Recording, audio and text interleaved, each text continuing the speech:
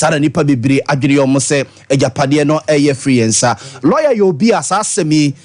wonya adagye na onimu ye na ye kwa omano so ene no akwakodi ho enkomo lawyer no pay ye mo ache e mo akwa ba o yenya bejime di se lawyer ho ye erada dumu ye yeda erade ase lawyer eba ne say na yaba bedru this point ya eye traffic grafo eje ye japade kese a ewo UK eye Regina House e de free ensem cheche mu kakra yo am there asam no na tentin na de tete be nine there NDC embedo wonyi dam company traffic guy inhoye in shishe but for every kind of contract what supply energy to Adam time na akosomwe am the na power no da atoka krantina o manu anaso da abano no opedo ye hihye obeye power anaso le enyinam kandia what enyinam kandia electricity in your on enyinam kandia what the babwa o manu mbibiara akosombo no na adwuma no kwando the adwuma no a short. You remember those power cars days. Now the agreement here where ye and na MPP abamba in yano kote many other agreements and in this for aban ye ya na aban fofo no ba no ohwem ohya so ohwem de da ohya en favor Ghana na so da ne hihye na emboa o ma Ghana no obotwutwum. Enti inye dam agreement nkoten na abanu twom mo kai there agreement bi so ono what the start the mo transfer na nkeka ho na adi no so ndisi government kai agreement na Ghana clear the way bubu na no so twom anye dam two agreement pe na anam da asam na bi so na direct nti mako straight enti adeno so anye da o man ba wo so aba foforo ba wo so ba ka da etwom de etwom. Into what terminal I had the traffic of agreement that on favor Ghana and there may be agreement in Mambo Ghana. No one no some local international tribunal, arbitration court. And what they would the memory well some no Ghana do. Very simple as I make anything about. Well some no Ghana do that Quenya Abana Fado. Or the trade agreement in the mono when you can pa FSO, the agreement ma aye Nipano, Sika, Jodo Benye agreement in Anaka Hono, she shan't the bebre. Nano Kawina, Uba, only Bevea, will book what they were gonna be. In Sabano, or Chip, you know, a court to Boasamia, Markano, a friend from enforcement of judgment. Enforcement and also the execution of judgment. Only you can no do cream no bafado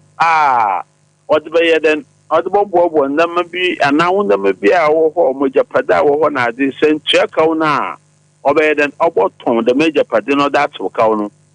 And see the message share no necessary have my or mangana the day then that's me chairman it be 9 day traffic go funo.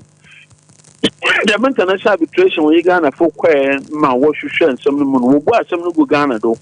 And some should also court will we are a count a woman into all what will buy some good and what kind was fun what I shall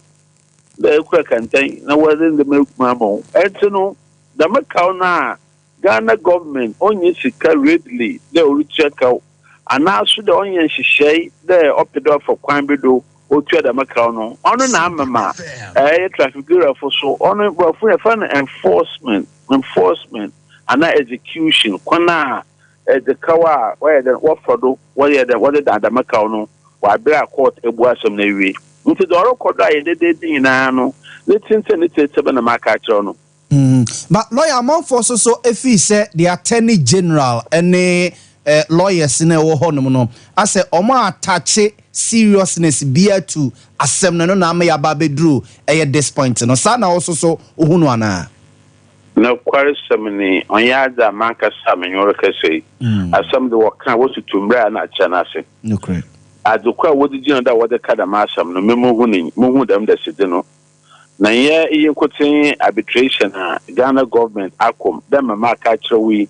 I normally no the mean they don't do them in Ghana so other way in Ghana has an chebenya newspaper now there's some trophy be able to make that some now watching him on a daily basis and now whatever time woman a feedback kaka. But most of these international arbitrations most of the time we are and some botogwa there we will go some of them to them are making yeah you could say international arbitration again national work alpha agreement and this for time where yeah the map and for what's there as some no amboa or Ghana. The kind of the momo the Ghana will save billions of dollars in cities. And so yara yaban no care the agreement no. And the yara yaban for about so the Yeshua no on saying it no my baby them very say bibi at no asama ba obia ka the opie na mbom no asama de waka na no kware wono nyimpa na odo de the city odeba. Into one semi me ya no tete ba mama kan de me muhu da sidi biara o kire de Ghana government why one fast some serious anade minim kwanya wo kire na mbom da ma kire me de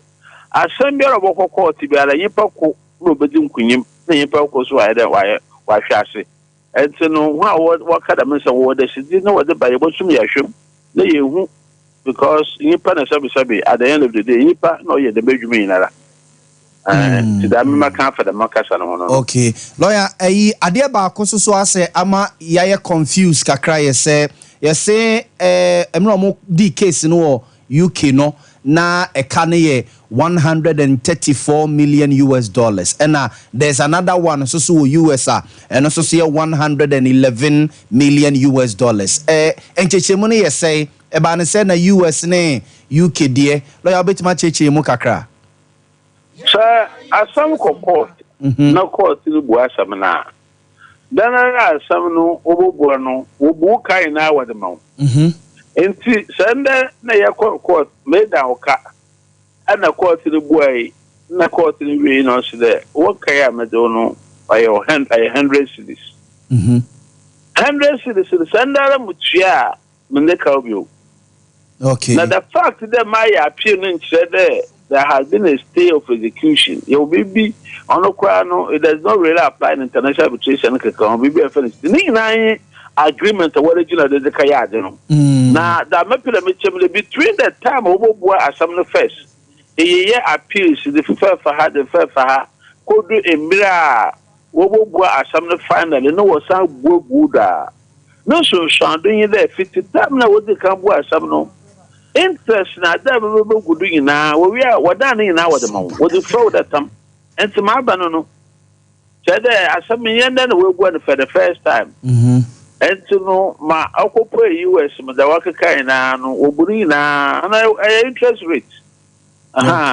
because the call last year na this year I carried the boat and that where say Canada the car 100 cities the car 100 cities last year then that I carried the boat here. What work interest, but even at our own commercial rate of interest, I don't be a bank na between 25 and about 30%. You know what? And you know, a contractual rate of interest, madam, agreement no but the Canada will first in a Ghana government year one and a montuku see the membri. On the way, Bunny in can Marco do be no. Okay, lawyer na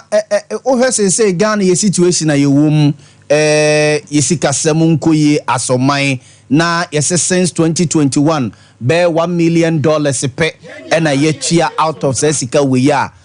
sene Regina House no benya afa wu ana meboa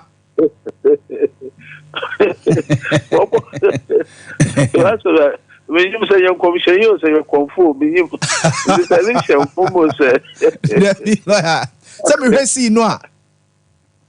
oh nasa no wakade twere bia you ha otutil da me bia let say ai twere bia you ha otutil na anu me bia so yin suro otukubi na ko ba sam lete okay enti ma be ye da bi sida me ye sure boy we some there Ghana government they will enter into further negotiations to provide something and now obey she bi we now be in Tassi because once you know what for property, the other warfare without to market the sabi, Igina Quanchen return mobile phone and ABBO. One can say no, even though they've got judgment now, this property in Casano, there are tenants in it, and so forth and so on. As some kind of maker, 50 million property, but doing some, sir, assuming the Ghana government can't be able to be the me ya sure that I feel being fear by Sabayan fan and pool no way to my own property. And to know the Mesa made the Otokaya there, Ghana pay, Boka maybe Argentina. Now what the Kawam will be season worship before Ghana. If you remember, Argentina as a country was season the Massam Korea could do Supreme Court or Ghana ha. Because Argentina didn't feel what the Kawam if a mama in a what no kind with Mutia. But let me tell you, or let me say, or let me speculate there. Me did there the master me a good say on time. I feel we for no. There will be some form of arrangement, some form of agreement. Okay. So what's the opinion say? You should if you are, so should if you are. No, you the opinion to go here. Tell my something. No crepa. No, I'm not something. Na lawyer man for be so say. Nipa bia to say that time the attorney general no hono ni nipa binumu a even minister ucha contract nim ene sa na ma ma kofa this problem abai ene sa ka wi abeto man so no e bi suggest say causing financial loss to the state no omo so ebetimi de sa charge we bi ato omo so oni omo call for sa de ne be ya adwene say ye de sa charge ne beto sankrofo no so amambu ombune dem sɛ amambu odo wo mmereda mbra abibia mo kwan da agibiara wujeti da wo ya de bo man na oyeye no itumiye na da ma medical market chow no inye da mo contract pe na ban bi otwam mes mobile phone ayi dem kon momo account no anno mese e kawa and this abanji to me there what share for the main no abra what twam no sika na what try feed what twam na fofo na waye no ay vast from billions to millions and what we are banya you need to be bold na no so nche there sabi nyimiyansa do ma da baye biara no obaye den obedi mu ana so da baye correct nti amembo ne de ya fan to ho nsama mama fa waka no when what be say waka da makasa no be say ho de the Mexican NDC why ye the obotua madam mobile money company na when you agreement no Ghana government shegui what the call international tribunal am company san lose no the Mexican nche e ka faru here na so there say ayada Ghana government lose here I don't even know the point I'm making is simple there amembu sabi nipa na wo Boamah no political mandate also what the mawa nya no nche there decision over take bia be right na say anya right po na so be feel there kwanya afa do the year no anya kwan pa ono so no hasam ho na politicians or political mandate no ono nya no hasam na ye kan da ye bibi na ye do boko court ono won Canada so ye pa na ye bibi da ye na ife da kwanya afa do no anya kwan pa na ne keka ho a ono kwanya afa do na wan ye no kwan pa no na ye den aba be chire maybe so apela den fa no support apela den ko maybe adin ko biara but the mere fact that the government of the MPP has lost this case in at international tribunal no so aban there as some karipo aba there amambu fufur aba man mu mayin papi jedi there kwenya wo fa do no anya kwan pa wo fa da se nambra no one fa kan nyina madama ban so twetwam a save Ghana billions and millions of billions of dollars and so what for so to I don't know at the end of the day no I mean I'm not sure that you park a cadence but I don't even know what provides but don't forget that this is a political season so podcast is about for cancel Robiara about repeat the mass and actually be sunny day ma I MPP by a momo contract now when you companies sign and Ghana to billions of dollars are what the international travel Ghana government trim what the international travel will lose in so honestly been at some work out for honestly we are about stadium now we acquire World Cup special cup ya da ma bana na dan it's a man no you know something you can okay and tell me the mama green chairman in there say no a political season in be aba amount for petum Inta di biara obaka gu wi mu menye po wa adwene ba sesa na wa adwene ba dandan no ono na wa adwene wo ye okay Matias lawyer Matias welcome yo lawyer nyame nshira wo ye da se nyame nshira wo so yo bye I was avoid way a lawyer Kwesi Pencil na yene no akwakodi eye enkomoi eba no Ghana yene eye a friend is a Trafigura company limited say Sabrina na dumso ni jina mu no say na lawyer echiche mu a na no pay no man ne e ka ho asem no and asa no mo ka independent power producers no ho independent power producers no a omo ene omo sensan contract no na omo ka ho na aba ni fi say omo mfidie no a omo de baye no na ayedada na ayedada na omode ba be yadwuma ewo mayimu ana na ebuo soso a na omode giga na soso no na ewo soro dodo nti na omo ne omo tena se ka na se omo nye ready say ombetete omo ne ma so ede ama mayi eno ene ma ba ne fi se da bi se sa na tie de a omo ebitwa omo contract mu eno omo twa contract no omo soso omo che se mo no ya be hye mfidi akese we ewo Ghana ha se ya boka ede mfidi we ya ba begu ase na se muntua ho ka na mo twa ye contract mu a ene mo soso no ye de mo ebeko court eno ene de yen ababedu this point asante yeah me gidi se judgment that ya de mpempi no omani tua ka bra obi nye ho adwuma ene ha me no me bibie ni ho a me se omano ze na wosini papa ndi nkomo yini sika unyeni ati say pa no na me ka senti 134 million ko fa ne herefa ye woni me pi ho asa abani ehwe na wotuatua eka bebrebe ho ayi nya sika nye na 134 million per this stage no ye ko fa na tu sa Regina House no ma kwa take over London no omo chimo se ho kakura ne ndru 134 no baabia and ona omo so company so sa traffic bureau for omo ntimi nton enti ne se dialogue na o se has ye committee attorney general do chimo ne se asabna band there was a finance minister who can okutua and where are the coffers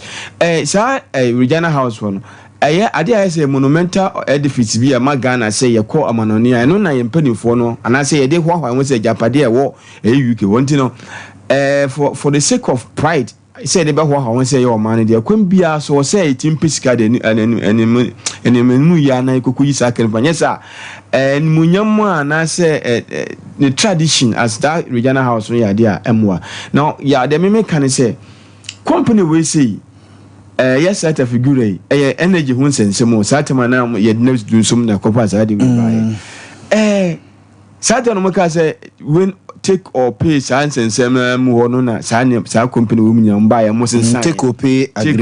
or pay agreement and na ba no na do mba hu say ne capacity no for won't engine nti sa power na maye engine was it the best way I betimi akofa we nyina ba na me judgment dey ha me say mpempi asemisi a yen kansa no Ghana na sign contract but ensam ni sipene de kwa abruchiri awon de odo koduru pe ha wo up and down wo so aswafo ani se ministers akwa kansa no nyaaye additional cost enti no emeka say metie by Simons mpanifo pia o follow asem no say tama amudi kan ye first ruling some years back na meka say nka ye betua 111 no ye nya additional debt even say ensi huam na kodi 134 no ade a na sa atem no senke bitu no maka he say ye be pesika at least na kai bia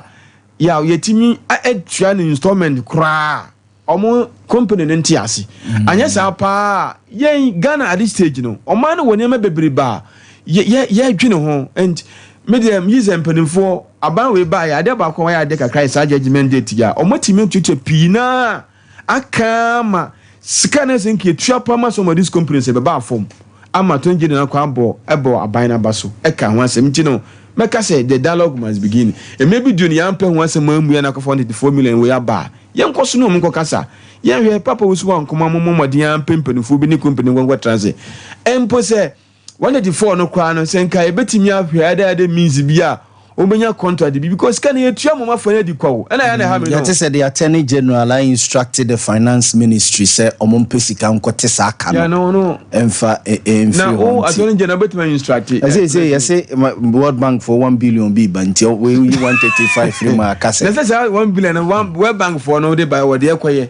so enti saka and am say omo no omo nkasa and nka contract bi kwa nka dey ma omo boko abeya mpo na nya so mpa enka ye because ye ni sika nti aban no ni omo ni nkita wona mo ama asumdwe ma na we de enye okay mame nkoma me nyako ho no mo emra sisia na fei ye metwa so emfa emfri hasei ye Spanish garlic mixture na Antec herbal Antec herbal omo na de Spanish garlic mixture ene ho enura hodo aba edwaso mame nyako na ho ye o say ho ye nyame adome ho ye ede rade ase na pay woni mu ye sere bi Shadrack bebusa wasembi na aha kwa ho mimi musawo da saasem no obebusa wo dem we ye kan dem yanka na bonten Shadrack ene bebusa onko na nikuma onya dey onko jonso no onko da mate ma fa na ase wo ma me so mate mo permit to kwanzo efrerade wo hojo na wo hojo ese makare se mafanya me emponi mafanya me o emponi ese msori na jumpa mpa yesa wana jumpa bomponi ene say we say tekuma say ayi your friend say e dey na waboyi we your friend say ayi style we your friend say usha entekuma wa no say entekuma say tekuma say dey ene wachechire so anope mama ntie o Spanish ni banyo garlic mixture mama ntie wa no pay that's etie for any adofo Antec Herbal Center emre eni ye ka say Antec Herbal Center ye de enubna habama ena oboade eniema wode etseye Dr. Akika Boom ena yede aye edrui esanse edua epie fi dotiem enti natural ne say yeni nua na ba no ne emfa na haba no ensa yade eno ho na mo ena yetuo na yakeka no buna obaade haba ma ya wawa bi yetutu bi ya pempan bi ene atete bi yakeka abom ne yede aye Spanish enuro kuku damiensen eye Spanish jingo capsules Spanish garlic mixture ena Spanish garlic capsules na enro is wo pebi atwa okwa pharmacy shop chemical shop and a herbal shopper ubenya Spanish enro ni bibia ato near open dodo etunso emfa nani enchemu ewo bia ya meba bebo bosui enyinara me patro se wo kɔ ne e ka cho se Spanish edro no asa eno nti edro foforo ma eye adwuma te se Spanish a midofo pamento ona open dodo etuno emfa won eninchum ewo PFA pharmacy or Tafo Colena Keba ewo Ashtown Danny Heba ewo Imroom Fred Mens Heba ewo KL Misty Heba ewo Imroom Habme Heba ewo Asafo KNG Heba ewo Imroom Nisi Pharmacy ewo Imroom Afi Baseline Pharmacy enso ewo Ashtown na wo boase enso a na wo de wani atrum ewo Smart Heba sweye ene baby a yetunno eton no bia benya Spanish 3 power combined enu bi ato emreni senti no giye number ne fre Dr. CCA say number no edi adane ofre we na se we yankwa ye de ba ko ababeka ho ye number no eye 0540 89 12 82 0540 89 12 82 Afe 0266 11 41 Spanish ye number no enamide atudwa no medofo pasa wotie me a Antec Herbal Center ye dro Spanish garlic mixture ene ne capsules no eno ho na ye hya se afri wo ye obi a wotie me onase eta peja on satai egene ukrade a na wagem ato honom se wotie me na se ohawe ewo so a edra make am for ede amount Spanish garlic mixture ene ne capsules obi wo honom ma oseme nam na se me mpaboa ewra mente eje se obi epreme esan se me na se ye dududu obi nso se asa me fa ejojo hon ma aseme fa aye dududu we nyina eka bom ekire se chimatuo bi eba onipadua nim anase akwanhia bi pese etusi onipadua no emu me patchofo ni echirum e pharmacy shop chemical shop and a herbal shop okwa so Spanish garlic mixture and then the capsules edroi ye de nsuo no enom ne topaye no na edro we eye adwuma entem so ankasa esan se doctor edi no buna mako dunsia me chere 16 powerful herbs na esan so edi garlic nsuo afra na wo enso ewo mu eno ntime ma wonansa oba se you edro no abom homoden eto yade na se ede amount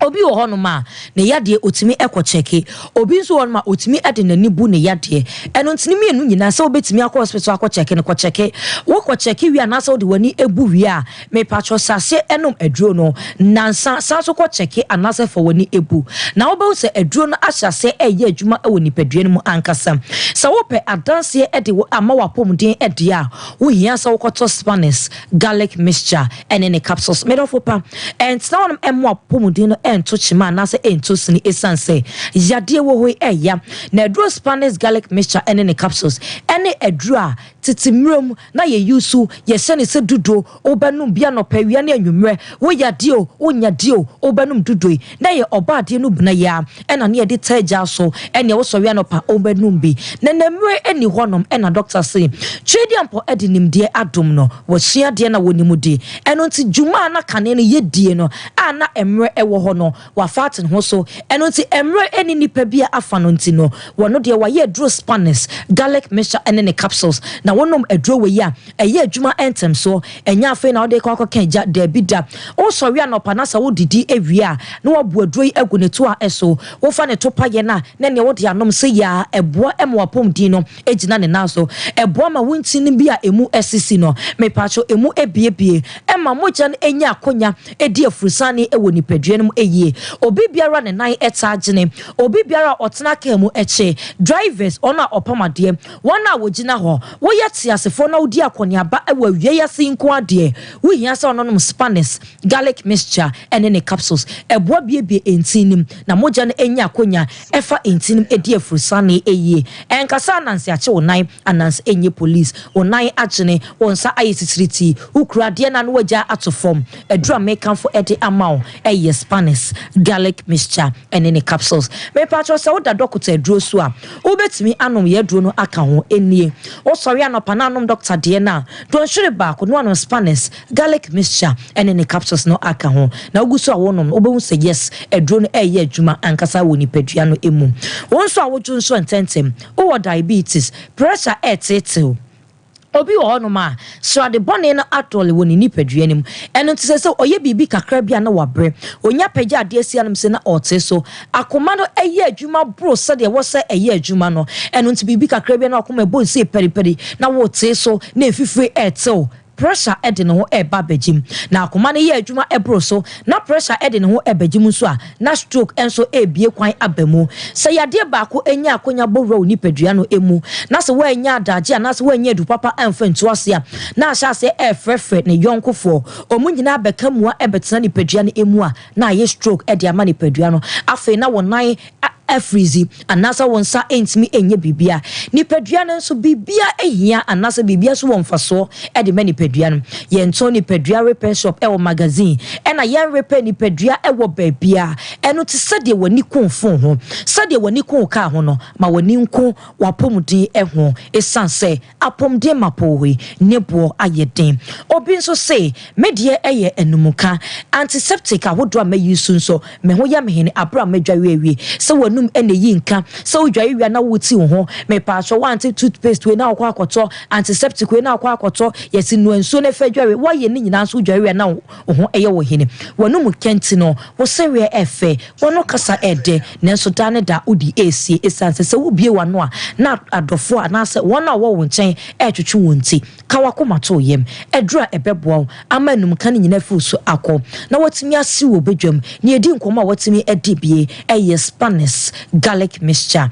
and in the capsules. Sciatica or to a sintini etchon, a bafa nakokumu or namposo, ukotoje, ose sasabro and aya wasa. Wakadem, a woyi baye, wotiem, a fevanko for, nanko fonso a mia or more, me patrol, sasabro ewo so, or to a sintini etchon, usisi aya woya, or namposo, or nakokumu edia, and a word dry and Spanish garlic mixture and in the capsules. I want also a dieta who would slim wasum umbinimu a dear beata who biara me pacho we has on Spanish garlic mixture and in the capsules. Saji number no ebim nene Dr. Chuchen Komo jinche mo brumidi eso nebusa question bi aposo busa efi doctor ho ye number no eye 0540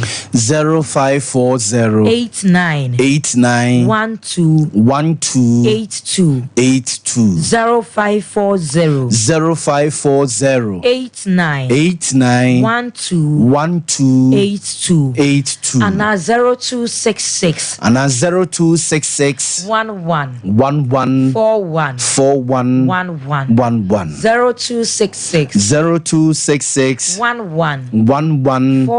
41 me patro se wutie me na se oyobia enfie ni wo fom na so owedie no enyini ntentem oya baba wan so owedie no atiesimru wabom ade a areho na efere ne se wafefo wo hu classmates atanse wo namfo binom wo na obedi nke hu wom na so otete edi ente esanse wedie no agiegu wonyini by force abra enfie no ewo fom edra make for edi amount eye Spanish jingo capsules obibiara arefie etete no oba no ewo 12 years osua dia na ne hwefi osua dia wo hu won kan wo panyin ne kura no umensuo so se wo kwa kodwawe na odigina park so aduane ne kitans na wo chini pe ofu kitans na wo chini pe arefie etete odwetre ehye me pacho edra make for edi amount eye Spanish jingo capsules jingo leaves afesoya oil me pacho fa fo negogo for jingo leaves na obehu fa so dia eyema ni pedua no eno na doctor edi aye edro Spanish jingo capsules eno ti edro ni ye adwuma entem so ankasa entna se enkase me de mempa bibidro ebibidro nko ane edro a etu yade ase enso so yade so nemom etu yade na se efri ni pedua no emom obi biara edro na dwo a wontumi enna ebre wo se woni pedua na gina home eye bra wada okoto won so wontumi enna opre koto anu apre akoto ha me pacho e wo se wotumi eda edro no eye Spanish jingo capsules obi so se won ma me hu se asemani popo mani wo so misimi de mensai mienu eto mani eso edro bebo eye Spanish jingo capsules edro we eboa ama moja netimi adi afusane eye ama ni pedua ne so no bibia deda na akwan so na nkase ni mu ayeden ama wadwen no enye na aduane ewo moja mu no me patrol na esan so esiesie owedie no ompewe na opede eno ntine yese anti aging properties ni nyina ewo Spanish jingo capsules no emo ko pharmacy shop chemical shop and a herbal shop na ko Spanish enu ni bibia eto enom na de ne say Spanish ye bie pharmacy ye wholesale yetu nro enye ye nko ya duro ne nko a o eduro bi a wo pese wutu bia okobre my west wo besi wo so memu wo de wusi a freye na ye mefa o eduro bi a pese wutu na akoton ye bie pharmacy essence ye nim se ne memu ayeden enu ti atete enuo ne so se ya aperform enu ti musika na ekura no wo betimi de akofa eduro duduo bi a wo pe me patro Spanish pharmacy ye wholesale no ye wo bre my west wo free kromo ekwa wo so besi wo so memu ye si wo ma frey be ba be fa wo fi bo ho na airban so eno so de kro na obesi wo so memu wo si afrey ye be ba be fa enye yiwa kwan e wo kwan ne ho a ye Spanish pharmacy aha na me de obesi nemom je number no ne frey doctor sesie ene doctor nchoche nkomo o pese make inquiries before pharmacy ne ho a me patro ye number no ye 0540 89 12 82 0540 89 12 82 and 0266 11 41 meka ana unso si ana oka ana mesese unso si ana na nyene oka na make bi di echi ana oka ana sa na ide sorry kwe Now they say wasem dey we will see na masesa na me bompa ya na jona ho yi onya me sumpo ni me say ha my musa kwesi we what night all night and all night say you see penny bia fa ne sa why bye I was a former main call man so na mene Mr. John Kapi enkudi enkomo kakra Mr. John Kapi ena ekasa edema West Africa Examination Council the twenitia efre say waye keno anopa ye da sorry ye yetitin sem bebrebe di free o matena ye yatese ye se wan hwe ya wasi exams according to minority no omo HSA wan hwe ya waye be suspended yes aso atete ensem bebrebe mamene no eni ehonkomo Mr. Kapi, good morning. Good morning. Na me pa cho ho ya no pay Yamya do me ho ye yeda erade ase Mr. Kapi ma yen start yen common mfemfri ase yate se yen nuanom nketewa no BC exams na omo ekotro ye no yate se omo tro wie ye no mark ne ho akwa ye dene because of a car abide waika ontua ye no kresa Sompa FM pacho you be here it here for nesanity na say you schedule of activities afibia ye de ejuma na ohwa ye wien so hwa ye wo enadodo a ye de ye papers wo ejuma san results number out now for BC no ye share between 60 and 64 days na ye we marking up processing results na ye the results no so etuja na the woman say afi emra wo mu we BC no ene emra ye de share was na tier na say emrenusha afenso ye grofo na omo ehwe was no so na ebukakohwe ye BC marking so tina ye say akache kakra basila ye grofo kakra bi ewo ho a omugu so eye ho adwuma enti enya dia ebia skasemunti atwea sanya sanetie. Oh, okay. Na wasi no so wasi no yate se eno so se kwade ehun se na nkwala na started with practicals near there be say masa suspended ni gina ye ekakro ya aban edemu no eno kre pacho David no kre bia ni wasi no mo asha sia enra kra much papers ne be 2 days ago so sa much papers been yeah to us come Monday yes yeah better us watch transfer here nti no the one say when aban juma on to me first kan nyina emma at once jomutua no nkakra na me no ka say ya yehia de amaki bees you know almost say I ready into Yemrambeji and Tenra Prana Director of Finance and Control and Accountant General Department or kwa ODH na waje check na my afen so almost say was cabin so I ready Yemrambeji nti adia omutua nkakra nya de obudi ni nyina be my at once nti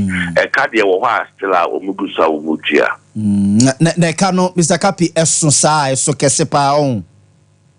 Oh yeah, a module, but we make be into specific figure because okay, I'm gonna intro. But Director of Finance ADG normally or deductions. No cash. Okay, we make say can you say so. Yes, arithmetic na ebe to me edie trigger. Na wasi ya nkwala ne start ye no so far mo beka ne say so good na munya HSBia.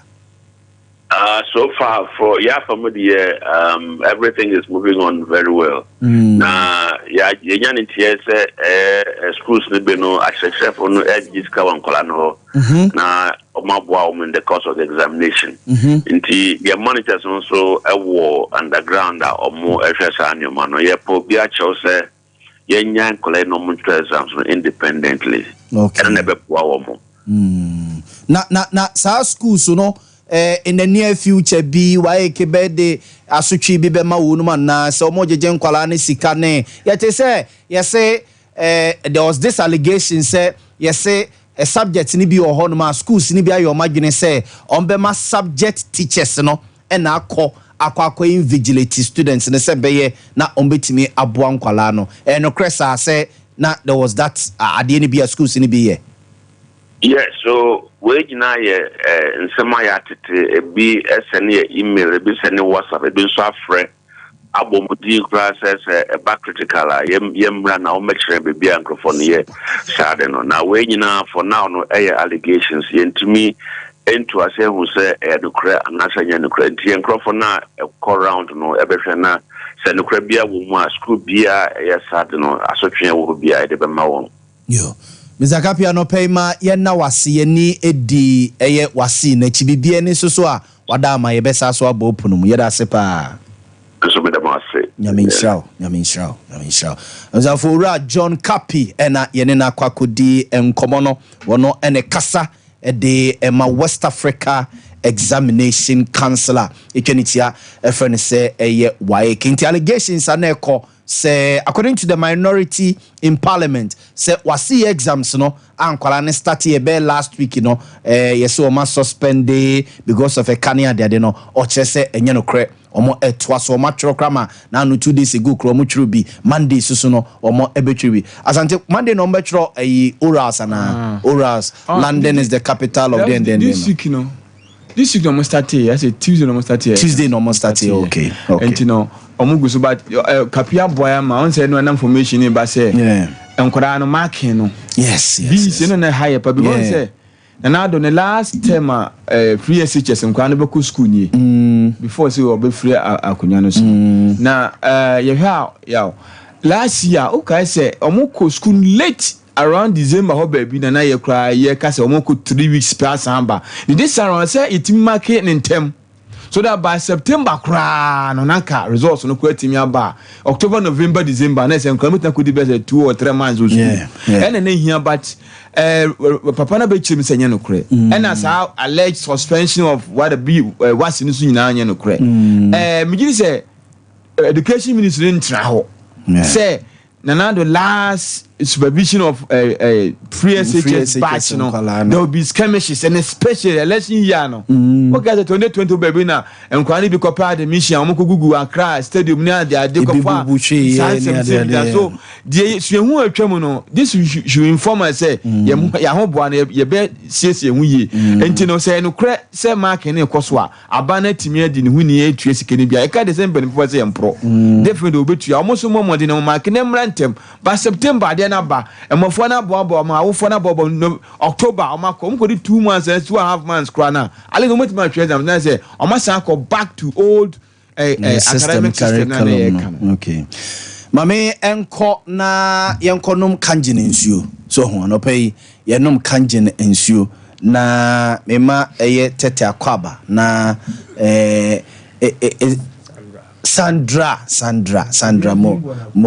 obia debi ono no de na kwakodi de say man de enka so mo chest so ono no de na kwakodi the other side intimi hu ni yi so hu e ma no mo mu ni chest no mo no omo so hu mo chest Sandra wo chest ewe he omo chest yemi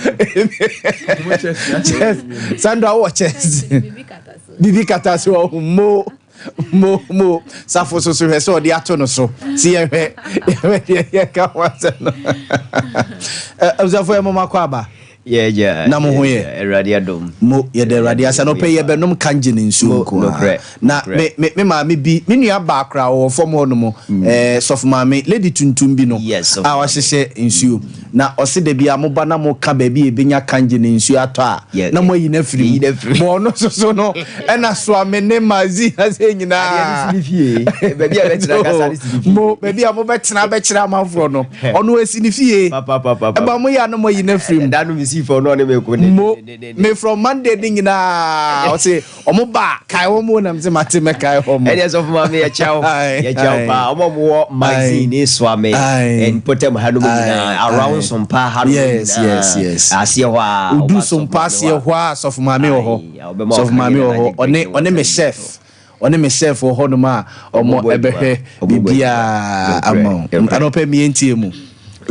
mini ya da say na ya bechia ahwefo ne yetiefo na Kangen energetic drinking water ho da ru na eguso ayebo anopai de mi bisa ne say wanya bia no mana ana wanom bi da na na sɛ wonya nom bi dade a na woyɛ aka akyi ɛkyerɛ sɛ ɛnɛ baabi a Kangen energy drinking water no aduro no ɛwɔ Ghana hanom no adeɛ ɛhyɛ aseɛ wɔ ha Kumasi Brema UGC baabi atre akwaduro na baabi amanfo afiri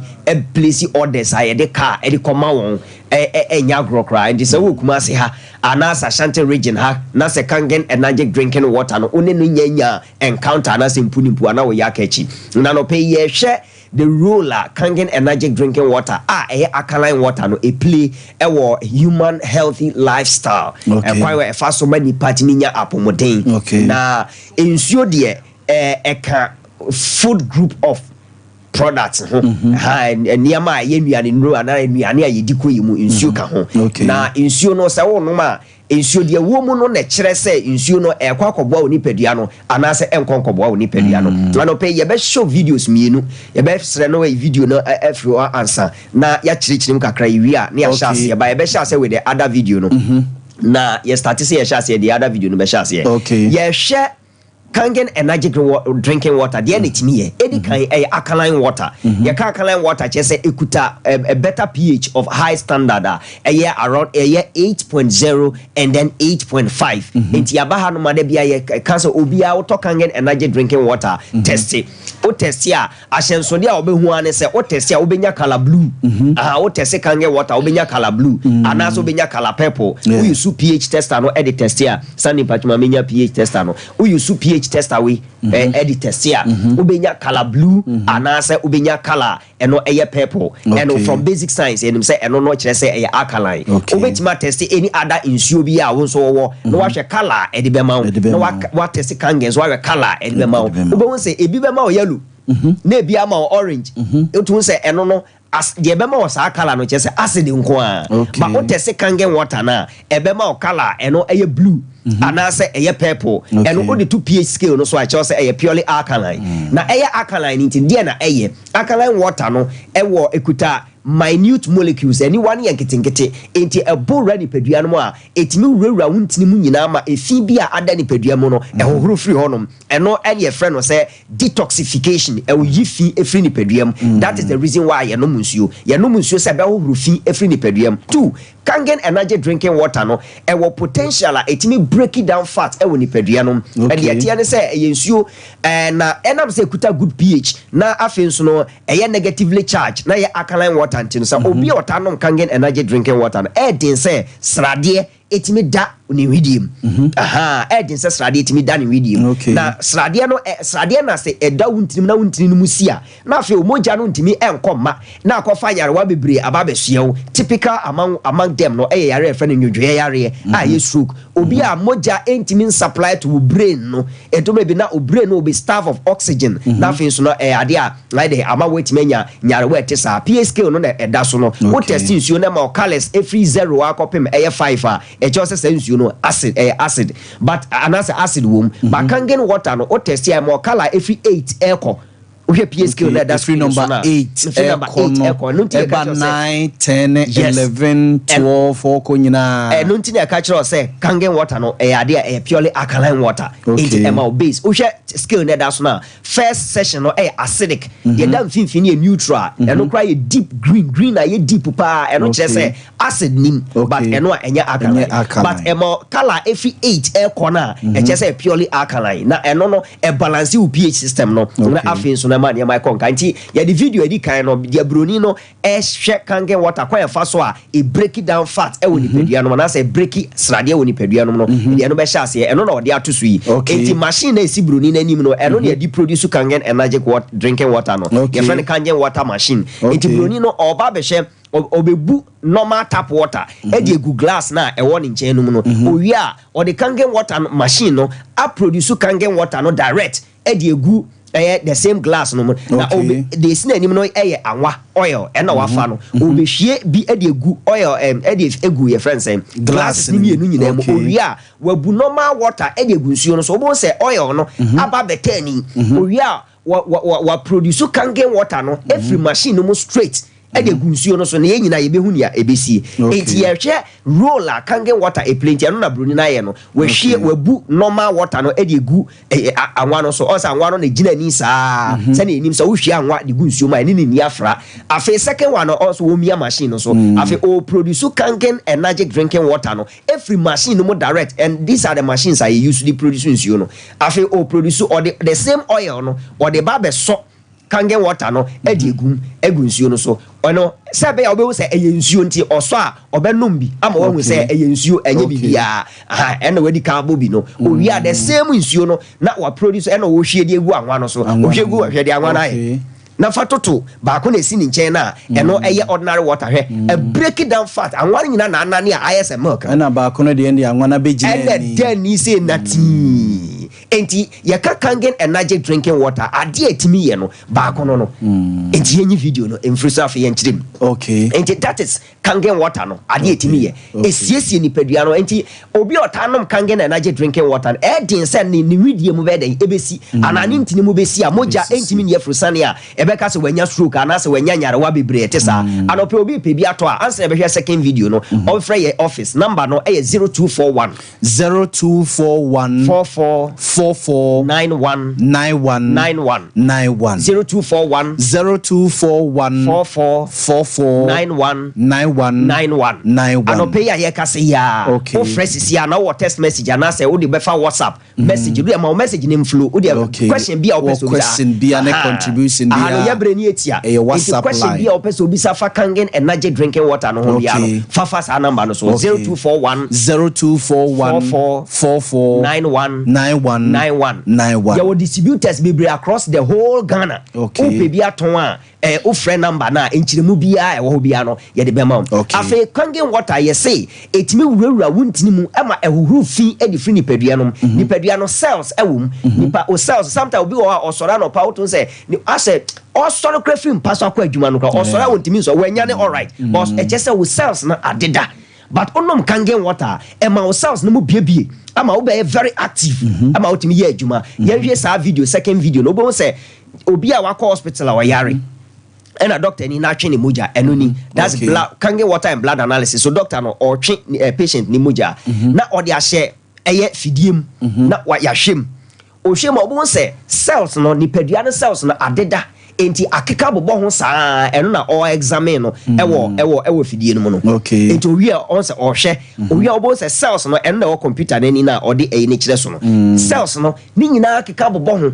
entimi bo move akeka bo ho saa enti onipa otanom acidic water no say ena acid na ekọ ni nipadua no ema ne blood cells na ekokoye na fe ontimi enya hwe o say moja na ni afurusane ewo nipadua fe yare bi atwama na ba besuye no yare bi atwama na ba besuye no enti ama kangen energy drinking water manfo no ma omunya danse bebre bi say oh na me nsaye mi titriti afi mi ta me no ye ejai na me night ahoho afi me no ye ejai no eno ni wey wama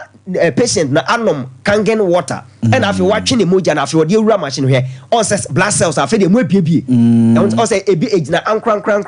on say mo tretre unlike kaneno de odi kan etwe na nan nyina akeka bo ho no after say nipa nom kangen energy drinking water no here structured water no eno ni cells ni nyina ena abiebie no so betimi the audio na tuma na obeti said the doctor neka obeka say very very amazing me ba chop pause video no na me kan wasem kakra wa ha ti so hwe video no a o said edika o said 10 minutes after waking up o hwe the cells na edikan no edikan pa no nipa so re film paso per 10 minutes onya no munsuo obo ono ma okoda no coffee bi hwe the blood cells nyina ye e na bo ho saa no second one no the dem video said 10 minutes after drinking coffee one of coffee every no still on send the blood cells no ayede etitare ho the etoso me yensa no 10 minutes after drinking a different water and also no but the etwa to okra no e wa extreme right the first okra na etwa to no afei release video no obo say hwe movement of the cells no release video na emo hwe said last one was America cells need 10 minutes after drinking kangen yes 10 minutes after drinking kangen nipa cells ni move kama that is what we call kangen energy drinking water ni power any friends alkaline water eso mfa so ni e be video na free so it adope ye ka kangen energy drinking water na dwumadi a edie de ntia obi ho say onoma ni nan ye ni tititi ejai obi ho say ni bosome so anana ya ase chese niam tema no afi o sha so onom kangen water ejai na say obi free fidie so o se na kompo na esi ni minimum adindin na na chese ohun kwa obefa so obekwa koyi after so sha say so onom kangen water a shrink uti sanse we na obeka say bia ase nipa no aboni timbi na oka but the tie say ye wo adanse ne bebre unso pese onya wadanse a bomode na nya kangen energy drinking water ni bi na no anope na oni ofie enya bi nom na unso benya wadanse die anope dodo bia opese woto bia number na edi to dwa no omo mo hwe TV so no ene eda so omo mo share wo social media so no numbers na egu onom na mo for radio for ma memo numbers no 0507 37 94 74 0507 37 94 74 and other network near 0241 and 0241 44 91 yeah ka say ya dia wo bia me question of person obisa o de phrases ya o pe bia nom ana o pe dodo etu ato a o frɛ numbers ya e buy office mami fama Sandra no fa kakra so na fe Sandra mami nti o kakra na de meka ne se baby a wo bia no ye for distributors ye dodo na e buy be fence ni bia kotom ye no so fa so mu pa enti frɛ yen na eji bi ne ton baby a wo bia okay nti em frɛ telephone numbers no 0241 449191 and 0507 37 94 74 o fresh our number ya maybe a wo bia e wa Ghana ha ade a distributors o pesa wo to bi ton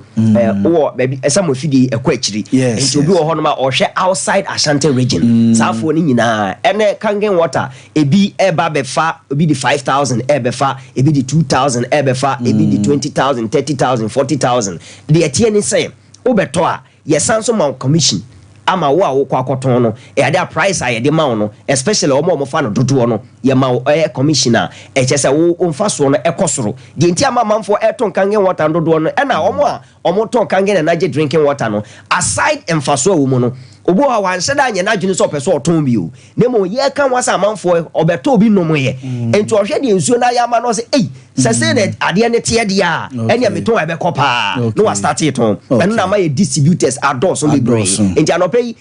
aponkyere ne da bia meka o so wanto nsuhie mu a ankonim sensuo hi emugu ahodo nom kangen water na obe wo sampa kangen energy drinking water be kire o se nsuo aye nom edoso nemo emu egu ahodo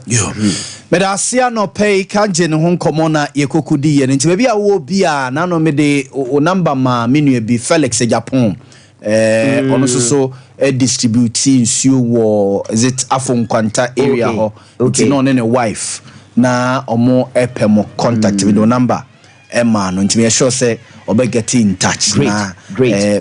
mo treat ni ya ma menu ekuma no na sisi ade pese ye ne say in as much as distributors na doso no within Kumasi ye pese nsuo no ebe obia ye pese upe kangen ato afi na obetwa kwan be ye ewo musi ye ba ko bi no ye no ho ayi na say wagi aboso na enti okọ sumankwa ahene junction e wo Ashtown ye depo no ba ko ho e na ye main office no so wo Brema UGC aside that your distributors be Kumasi ba say be ye nsuo no utu na ye bi ni nti no onso fa ho him na beton bi na be bo me da se busiafo pe bi nom na ebebo o pap to adwumadie ne so menim se mo birthdays no ewa ha ye be ye ede amamo ne enkomo nkete a ye be di ewo nchen anopai mame enko give us ho na yenkonkodi nkomo kakra nyina do Friday ni sana ye kwakora weekend nim Saturday Sunday no na eya na Saturday ne Sunday weekend no nipa kra ye tight nipa kra ye busy chain weekdays no a usually bia weekdays no from Monday to Friday na if you say we wala tu wala saye ye no amanfo fi say weekend no ebre wo mu kra chain say weekday no I say ye kwa adwuma no ne ade na nti se ye kwa weekend ni mu sa no a o se pegya wapom de no ho o se ma wapom de no ehu hia se be ya weekend activities o kwa ye o ko wedding o ko party o ko outdoor nom o ku ja wadamfo bi wo baabi o ko srabusuafo ne adofo kakra ne ade no so hu enko count wo no ntilema so on Fridays no ya na apomdi no ehu ehia ye pa menko na eni nkomo kakra emfa eye givers ho na minua we de ne voice ne nko na emede thank you good morning anope na ho ye nyame adom na so mo anope ma minti urade adom ho ye ye de nyame so wo ye ma Ghana for akwa aba na ye ma won achen Efamra Santa Manager Tum on the ultimate doubt Sompa 93.1 megahertz kasafidi it is also live on Sompa television motienka wo eye anopedia na ye dia pomode na nkomo if we give us about center kwancha for penny Dr. Solomon Kwabi ada no na docs ye misa se wapomode hon semete sen na senyempa rest assured say among common fam within the next 10 minutes no na pomode pa hwonko amo penny yakopon na bien so na won set timia kan fine pa ye nu ahodo enum ayewo edwa so emumienu titru ene anopeyasi nkonya no ye nebo eba bedi ho enso enkomo ye bebo nkomo e afa give us about mixture dra eboa na ene atu eye malaria say typhoid and I join this na saboa as serve as immune booster e de ama bonipedia no na afenso give us GC mixture and I give us GC capsules aboa etu enemu yare say and I have other related infections I say e dey free wonipedia nemu na bibia nso aye fan na nipedia na hoto a e wo say timi nya na fine pint utie via our commercial care mu enche bia na we see from babia mu gina woto eye ade no kasa mu kasa fidie no enye bodia me shogia number friend na ne mon come live on your TV set and the bonus and number no wo eye wo TV set na asem show sure if to baby and so bit me that with team na why ne san na ye free hanem say ya further details and consultations no one so what me afrem penny for na woni and so edin come number na say WhatsApp number nti bia oh on Sompa 93.1 on Facebook on the internet baby ano owa amanone obetimi afra honum WhatsApp message na pese wo de efa honum nso obetimi and so ayenesa kan na say baby eto no bia wo man Ghana mu ne titru and herbal shops ahodo no kwa also give us about mixture dry eboa na etu malaria typhoid and afi join this and so I say na boasa serve as immune booster e dey free woni pedie ne mo benya bia to sanso na afi give us GC mixture and afi give us GC capsules adra and so eboa na afi enamu yare and other related infections to us here e dey free woni pedie ne train on 0543 222 470 0543 222 470 what's many and edjuma na pomodin passion a wo pɛ no Yakopon ɛna me nso na wonsa atimi aka ne fine pa de bia meka say give us here ba over the years de man ya dan so efra afofro ho ne say ye nton adro ne keke ye toma ono na ye kye nyoma medically and as clinically we are M1 nipadua no abamode atwe ho de afiri bi ho na ma unim ebi nso ho na ma unim de wonim no emprempi na ye bu yani ego sentia no ye de da yakoma so pa wo sanso ya no de free ho na ma ye mpese obe de fe ne selective justice de bia me konsoka dodo na nya yare bi te se kini problem na wonom da dialysis so ene kra ban afa ho kai aya na ho keka na wonom de kon awhoro enye kini pe ye wo yare ahubdu obi ho na me bani pedua no so a obi a show so obewu nti ene ye the sense of urgency the sense of proactiveness ho keka na awhoro na so obi nya malaria typhoid na join this anampo se nemu yare ahodo no mu bi hana aya na ho keka na ewo fom pa me hwo me nya ne sa de ugedi ye se enku no wanhwe ya eno na wa ma wan amaso a ebekun na de wuhuro mpo se ebekun no emimpo ano ebema won na ewa asase so no ache nti we eye nyoma mienu ade bia me ba givers me cause push agenda na de mamo na de bia me kasa oman bia comment me ho asem ntokwan ketenkete the last point of kwa obi a show say pese so santo kana no se police for ntimi anso anu no ya srafo anu de obi a show sanso na woni pedia no the last point of call a obi a show eyenkwamwa de fa ne se immune system wo woni pedia ne mu ntene me show memma immune system so ahoden se memma from and am so immune system no wo dwumadie titiri power bro ne se integral eno edi wo woni pedianim the friend is recognition and identification of diseases and infections your immune system na dwuma se ene yare bi ebeba ni pedianim no ebe kan na ahya asese esa e de afri honom nti de bia meka se ansa na obenya de friend is a complete healthy immune system no I guess all no give us herbal mixture dra entontom da ho na ene component ahodo ana se ni pedua kwa ahodo a ekafua ansa na wanya de friend is immune system e bi te se or thymus or bone marrow or complement system and a white blood cell no eno na enya hoden na akon e de atia yare ahodo ni nyina nti obi ho na mabon se wa yare ache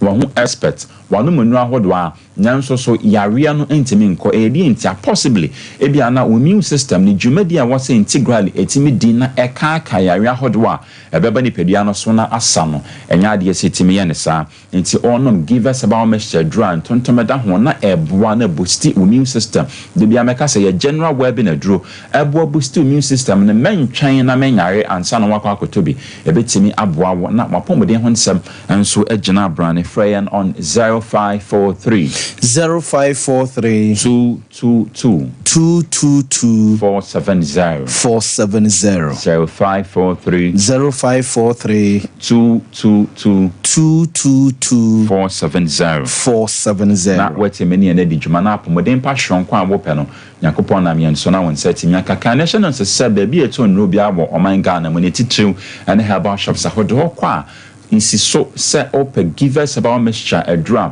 etu enemu yare ase and other related infections etu malaria typhoid and afi join us ase and so the free winnie pedianim to me shokai na ehya so malaria so etu ase de bia meka se wiase ko ba tan a wonum hwe wiase apomode ho nsam so World Health Organization na me nyanti ase se me malaria ya hwe na Africa hanum se pa na wo na man Ghana na so ko nya malaria free na ye fia hodo na no na efin na pan tontom na because so se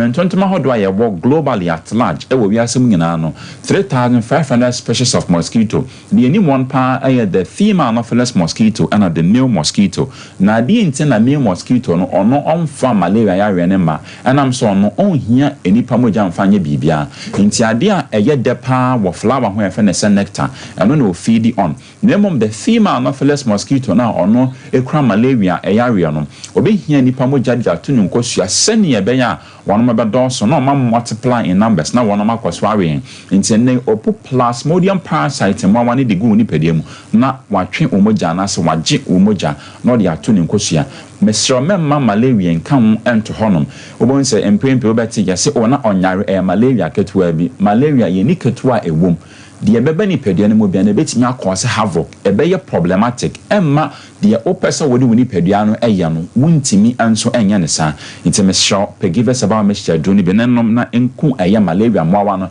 emfamfi honom hu se ne wahwa ase pai o ye fita bi ngina bon kan esa no kra wanya malaria ya hwe no ntimi nso ne di wuti sha ase pai wapo no wapo so bi ngina bon kan mo hu se wanya malaria ya hwe ni bi enso ebo woni pedua no sanso na fe typhoid ya hwe no etu ase salmonella typhi wonom ya moawa wonom de typhoid ya hwe no so timi eba nso ahodo wa treaty moawa anso ebomu no enam so timi ema wunya aduane a enye wholesome na eno so germs ewomu no no titimi contributing to de bia hwe waduane a wodi ane wunsu a wonom ne hwe ho sampa eho ate krogen wa brankeka wa bia ennim a ebema oyare a friend say typhoid yare no nti de ebema ho se wonya typhoid yare no obosha asese efom sanso ena afedi friend say constipation yemutim diarrhea uja wona na ofe wenga na ebon ka ya mo ho se no kra yare a ye friend say typhoid yare no wonso watimi anya bintene fry on the 0543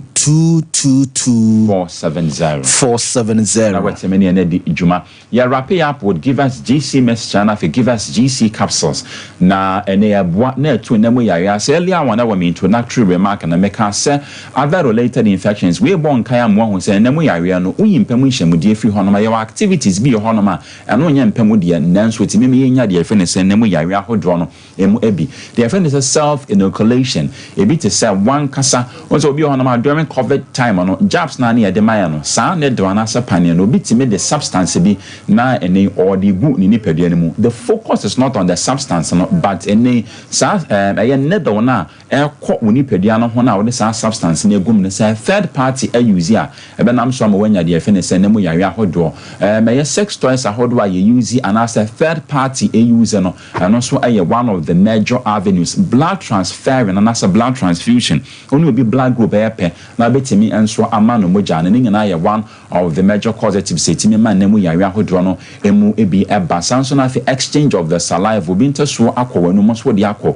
nanum na se owo so anase kotwa ewo nanum a na no so timi contribute ama wonya de efe ne se nemu yare ahodo no bi mpamu hyamude ne de eno at large yeni modada nti we other avenues de be mu anwo se wonya nemu yare ahodo ne bi ni oye bema chance se efon bruises a chance se egu we oba mucus a chance mean so discharges a chance se eba woni padua no so we nyina ebon kaye ama wo hu se no kra wonya nemu yare ahodo no emu ebi se bi wo hin fi onom chance se wide then nam se emwa no edidi was intimeso men compromising on your health give us GC mixture and I give us GC capsules nemwa na enemu yare ahodo ni nyina no entu enfine free woni padua intimeso freyen getting your number no to da na ya sorry so now one that in come on 0543 222 470 0543 222 470 na what mini na dijuma kan na say there be a ton ro bia wo man kan na money titu ne herb shop so kwa insist so give us in product na no pay ye no ho edi nkomo we bia waga mechia my high school friend be from Japan Senior High Scolari GH minimum sorry okay uye dwabe no ho ayo mate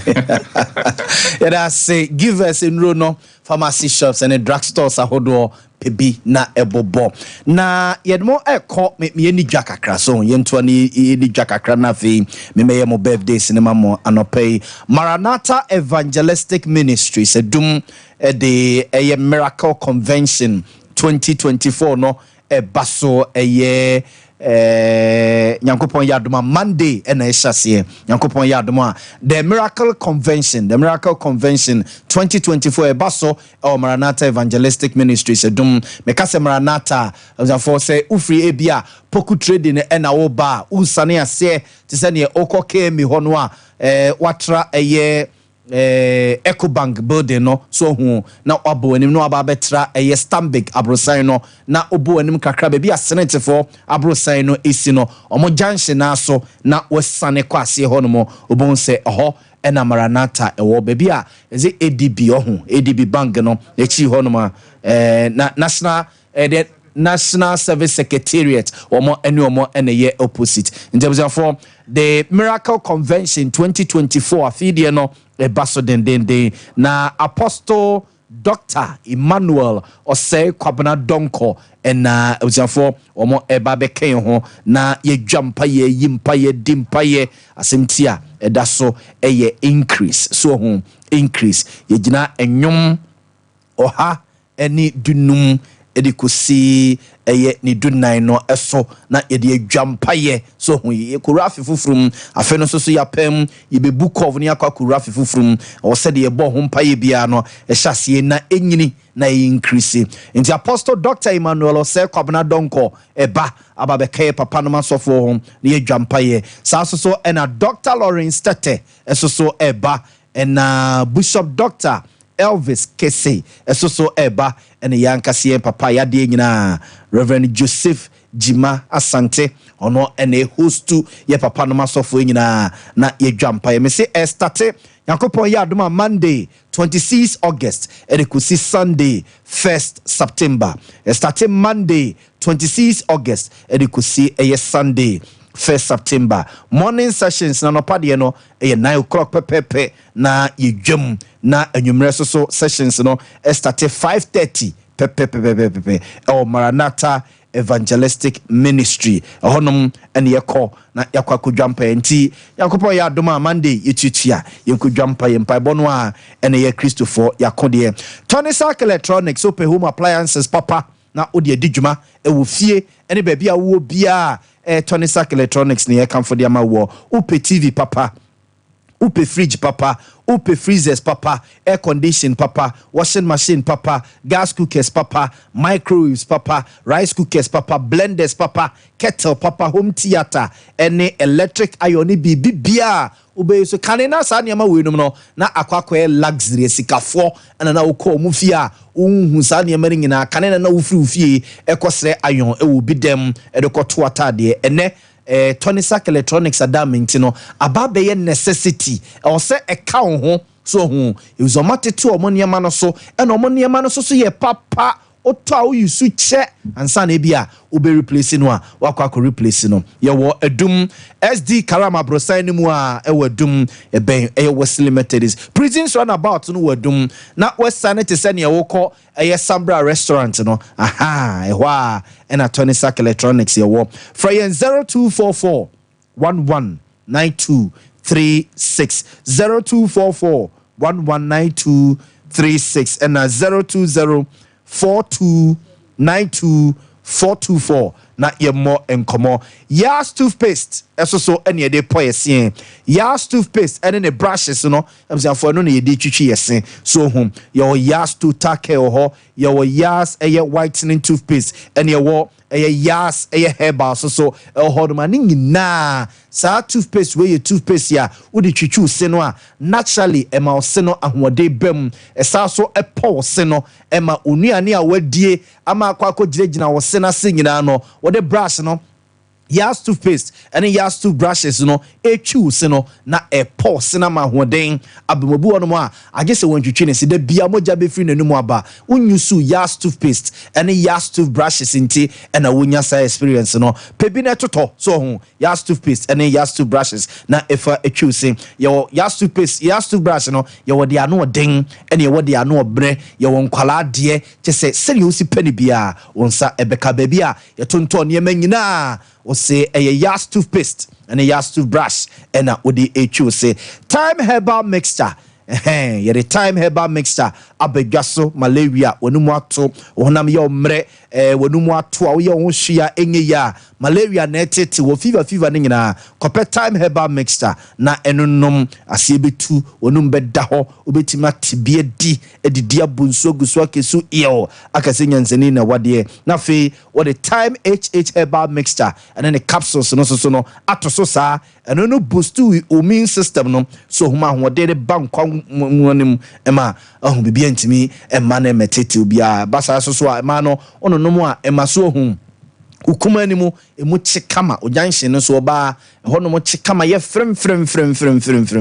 intina na ba ho no mo a so wote hwani so hu for 0244417669 0244417669 Fibo Ventures at the Ashford toothbrush Ashford toothbrushes abedwaso your Ashford Prince your Ashford Princess your Ashford Evidence your Ashford Executive your Ashford Friendly and your Ashford Galaxy so honoma a toothbrush ya e kama pa what the toe sene so sano a it be raw dodom no side and side no na ke say akoba bia kama na eyi ama wonumu ada ho te say ya no no a ontimi nsire badwam fi se nanumu bon no ne brush na oyusu no enye papa onyusu asphalt toothbrush in brushes ni binti no da bia na ase enke fi nanumu ba no enye papa bia Fibo Ventures for na dey abedwaso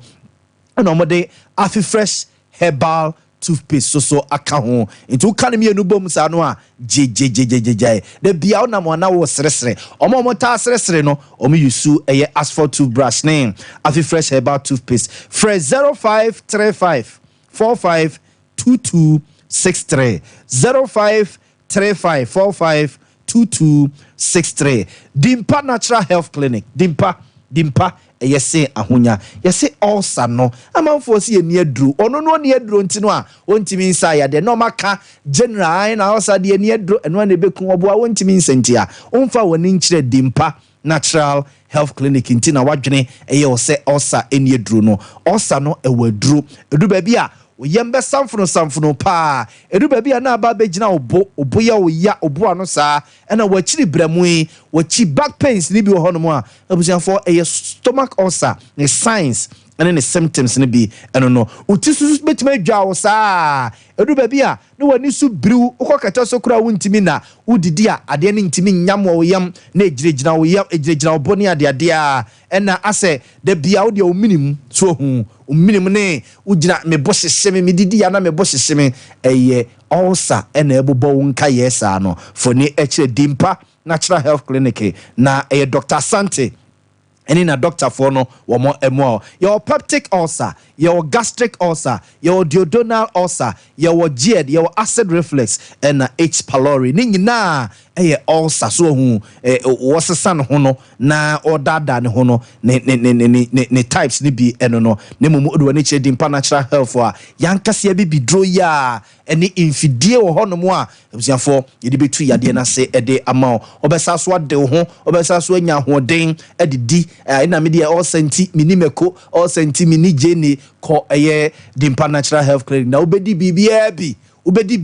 bi na ho ato nya ya wo kire wo na be o miniwe bi ani ko dimpa natural health clinic 0245118434 0245118434 and 0246744744 omo de chem so baby a kan na mention health insurance ewo no Willis Towers abrosani mu ho na dimpa natural health clinic yewo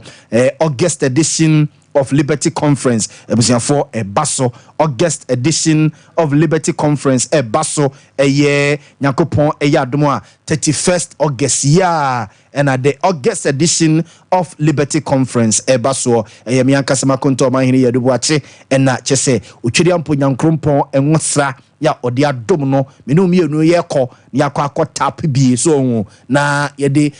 akoye nim ya ware ye mpeja wa brabom ye dwuma ye sika ya kwantuo ni nyina nyankopon ya adom a 31st August yekọ ni akọfa e Jubilee Park Kumase Abonten so bebi a wo bia bra na nyankopon obeye nyame ama ne masoso aye ne ma anyomtefo abeka ho ama dwumadie awiemu die miamenua Kofi Usu Pepra eba Kwaku Jesse esoso eba and a resident minister Kwame Jedu esoso ekan ho na ye dwampaye na ye dia ye soso no akwakofo ye ne panyina August edition of Liberty Conference no New Zet natural mineral water and soso na say ye nom we say do weekend ya omo ye omo ye wedding omo ko party weekend party bi ameko zet ya and ye best 7 or honomo just omo ye nyina zet no yi ni tia na nipa no just won pensuo kra no mana ne kodo nsuo if say packaging nko akra no efe na eye nsuo a eni kwan se ehye fridge mo ma ne ye nwura ansa na watimi anom say nsuo bi wono mo a se ehye fridge mo a ne no mo ya pa eya but zet de entisa ehio etisa de kra no a bonus na call baby eye obibini Black Man Company Limited Dr. Abuaje Dompem one na hima and de sensu we abega so na manfo de ji om din na o mabro kire nsu oboa eye brema ha ya na eye no kumase zet natural mineral water enwa na ye no nom fre 020 8183 018 020 08183 018 and a 0244620294 na edinkomo na epibia na efa eko Obo Herbal Medical Research Center ebusanfo Obo Herbal Medical Research Center so efrefro say ade bia ye say ye kwankro tew so Obo Herbal Medical Research Center se bra na yemfedru nka yankase be bidro ya de suru wisa form wisa hwentia ene akakedro kakrade awono no ene yedi tu yade na se e de ama say ye stroke say ye diabetes say ye kidney say ye oba ne be ma mo pa wo uyobi a utite adwa opa de friend asorobni bi etel so a wotena se kakra bia na anase nyina tatai da bia me de me kon ye me ya meti ya me ya ebusiafo for ne kire Obo Herbal Medical Research Center na yemo ye wo adoato adumanu adoato adomenu ena yewo ena okọ enkransa so a ye wo honom na ye wafre wo telephone number yi so 0249761508 0249761508 ena 055019 191514 0550 191514 now ne Obo Herbal Medical Research Center Ade Enkomo na fi ye ko Boris B honomo na yakwa akọwe nkokọ weekend ne ye wura mu no unse weekend ne ya ne ye wo fie kakra ye bedidi kakra ye be ye aduane kakra nom ene saade no a nemum Boris B nkokọ no ada menti no ema kane no a na nko okochi akokọ no ne wokọ akotwa akokọ no ti wode nsu okọ akosija so wakọ akotutu akokọ no ho owi a waba bedwa na wayi hwanhwan oyi ni time oyi ni de no Boris B adama efia akokọ na bia ena Boris B wode mayen anunsuo de so akokọ no se ope ebia ne sre nko a yaye wo ho no modeda se ope ne wings no greater than ne less than no a eno so yaye wo ho no modeda ope eye ne bonus ano bebia na se kusue bi hye no a eno so yaye wo ho no modeda ope gizzard ope layers no ene se ne osi pani bia ne nyina Boris B yaye wo ho no mo ededa full chicken sort ase na ode ko ne ode ye stew ne ode ye nkwan katenkwan live soup ne jollof ne ode ye bia no nya manfo nkokọ no a ekeja na etete no Boris B nkokọ no anunsuo ede Bantama High Street ye opposite eye Presby asafo no and Aswanse market so be hunyen Santase runabout Unity one no opposite one ma ye ho no poku trading na dum SG Mall mo technique ne importem no mo benya bi and a shell body so no mo benya bi 0544 44 44 53 0544 44 4453 na edi enkomo Dawood Herbal Clinic say diabetes, pressure, stroke, infertility, ulcer, sexual weakness no any de bia mapono maposo yam ya no for nature Dawood Herbal Clinic na busia for yenhwe ni nto ase enfamam your Dawood 360 capsules say ho your Dawood ointment so wono mo a sasa bro me hu tutumi me kon ya me ya me chi ya me ya mapono maposo no busia for Dawood Herbal Clinic ehwe na wetu ase dia ma egeso krapa na ya asabia kese no esie ko na doctor on show for 0241 244012 0241 244012 and 0244 886437 kanjere nche bia na yete wo mo enka bebi a wo bia hwese kanjen drinking water no e de free ne ko obedunum e bo pa me se ni pedua no zoom lion a e cliff ni nyina e de amawo so pe bia tu atone a no afre 0241 44 9191 Amen Scientific Herbal and Alternative Medical Hospital yenkwanye ne ayasabia abusiafo yamaye tumi CMF bibidru ensayade ne yesaso etreni herbal nurses yen Amen Scientific Herbal and Alternative Medical Hospital sem and yeka edichwe the best in the whole Africa yade bia obane bema mo pa wo stroke na kawato no mo oje ho ba bia enye oye ho hwia enye ya abusiafo watoto ani a endaso nyina asa ye wo twani so owuo emefa nko a Amen Scientific Herbal Hospital Dr. Amin Bonsu ose ne no metonchia obekire se aduro ho o man ho nti na wadwene ye wo se asa wo de wachini awabre wonom nura awabre no for ne kire Amen Scientific Herbal an Alternative Medical Hospital na yemfedrum count atwuma tachiman off kwada so so hu wadu tano so na wa branch left say Amen Scientific Herbal Hospital kese no esi honomo ebi a mechire kwan na ebiri wani so for 0277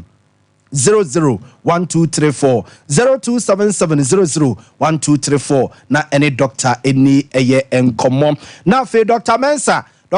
say wo obi a waton nsam ntentan enu boni wi nom wanom a tibi bo wi na mpesie ohunum wi se nkwan apetesi wanom a etwa ne photo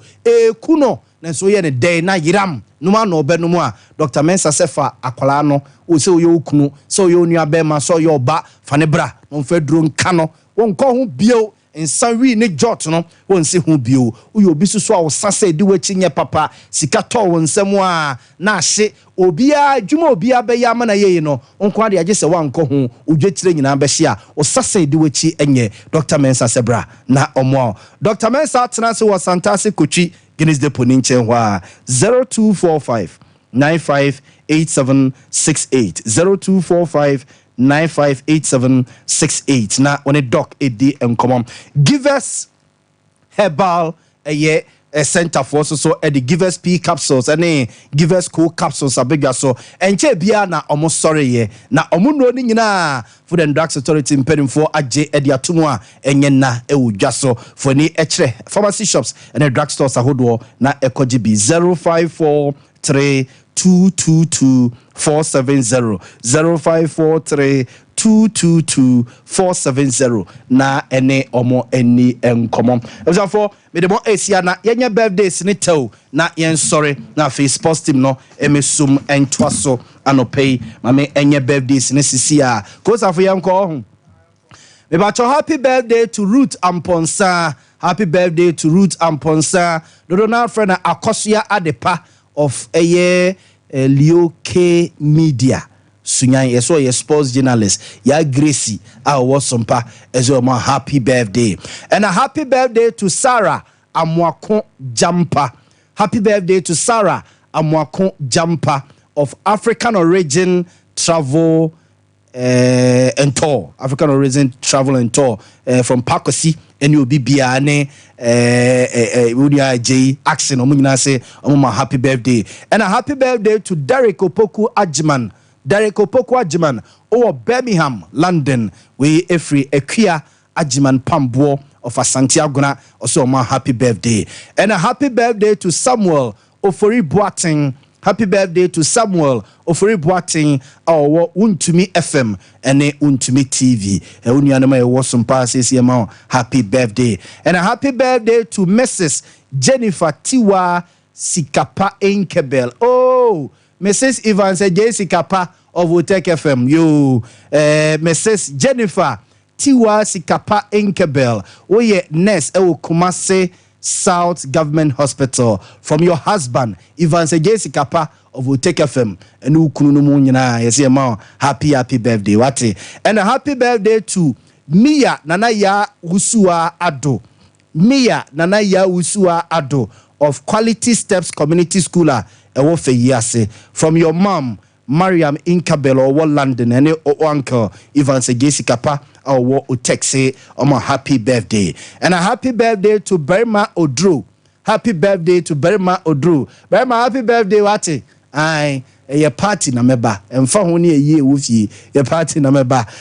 Berma Odru a journalist a war Stillwaters Radio a war a yen Berma Drew. Happy birthday wati na yemo trinkwa yankopon ka hom and a happy birthday to Charlotte Nana ya. Happy birthday to Charlotte Ya Ado. Happy birthday to Charlotte Ya Ado. Our waterfall in so from Auntie Laurentia our year HR our Otafo Municipal Assembly in 20 nina titru and Auntie Laurentia will be also my happy birthday and a happy birthday to Silas Ifa of Greener Pastures Educational Complex and grandson. Happy birthday to Silas. Happy birthday Enkoma Akwesi Nyako Jesse. Akwesi Nyako Jesse our Watchre Educational Complex from Oma Meno Papa Kwabena Jesse and Naomi. And a happy birthday to Belinda from Obimpon Kwame Yebua. Belinda, happy birthday. And a last one, happy birthday to Ohima Achima Ankra. Ohima Achima Ankra of Swame. Ohima, happy birthday to you. Observe the more SCA sports team no esum normal atwaso ede every hase asedan koma production team a ebe omichi de manopay ma yeba ebe sum o metremo ede mo man hene yawo edu boache nyankopon ya dom a ebe sa so ahia bio.